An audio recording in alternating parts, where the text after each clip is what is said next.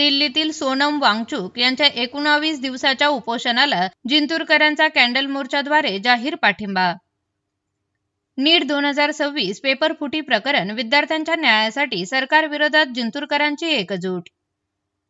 दिल्लीतील जंतर मंतर येथे शिक्षण तज्ज्ञ आणि पर्यावरण अभ्यासक सोनम वांगचुक हे शिक्षण क्षेत्रातील विविध मागण्या आणि नीट 2026 पेपरफुटी प्रकरणातील कथित गैरव्यवहाराच्या निषेधार्थ सलग 19 दिवसापासून उपोषणावर आहेत।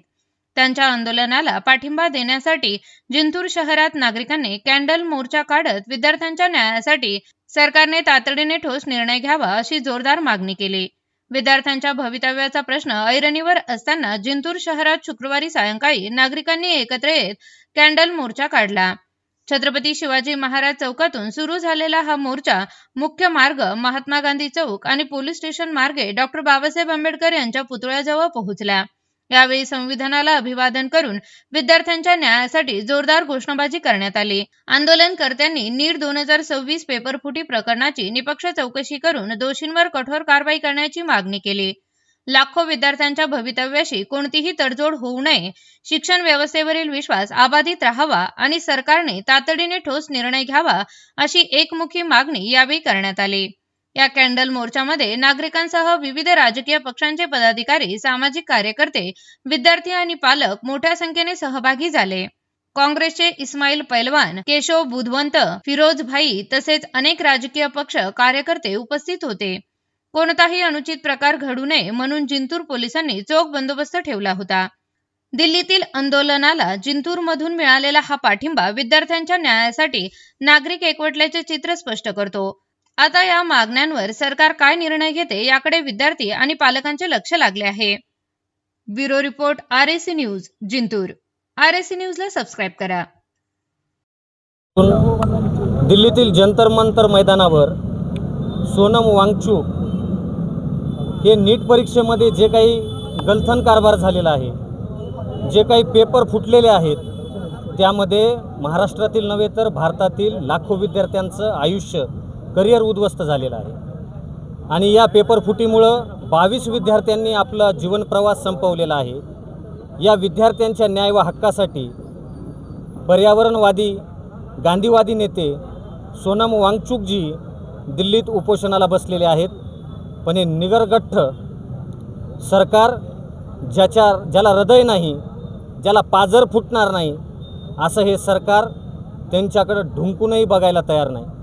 त्यांची तब्येत खालावत चाललेली आहे आणि मागील 20 दिवसापासून त्यांचं जवळपास 10 किलो वजन कमी झालेलं आहे। सोनम वांगचुकांची या देशाला गरज आहे, त्यांच्या विचाराची या देशाला गरज आहे आणि त्यांच्या समर्थनार्थ त्यांना न्याय मिळावा, धर्मेंद्र प्रधान यांचा राजीनामा व्हावा, यासाठी आज आम्ही हा मार्च शांततेच्या मार्गाने काढला होता।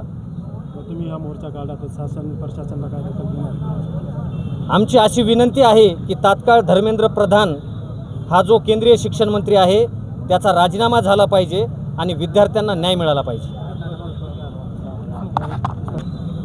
नमस्कार। आज इथं जमलेल्या तमाम माझ्या सहकारी मित्रांचं मी अगोदर धन्यवाद करतो की त्यांनी आमच्या या छोट्याशा उपक्रमाला, जे एक चांगल्या देशप्रेमीला वाचवण्याचा आम्ही जे उपक्रम केले सुरुवात, त्यांना लोकांनी आम्ही जे साथ दिले त्यांचं मी अगोदर धन्यवाद करतो।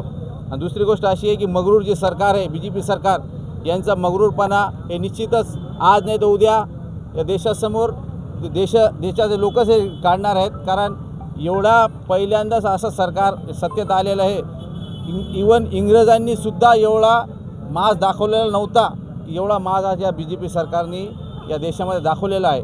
कारण याच लोकतंत्राच्या याच्यासाठी आपले कित्येक लोकांचं बलिदान गेलेलं आहे आणि त्यानंतर आपल्याला स्वातंत्र्य मिळालं।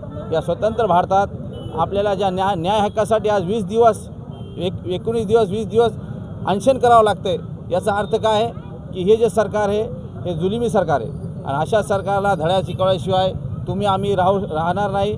आणि पुढची पिढी, हे जे विद्यार्थी आहेत, हे विद्यार्थी नक्कीच या देशामध्ये चांगला एक बदल घडवून आणतील, एवढी ही अपेक्षा आहे। हे 2 शब्द सांगतो।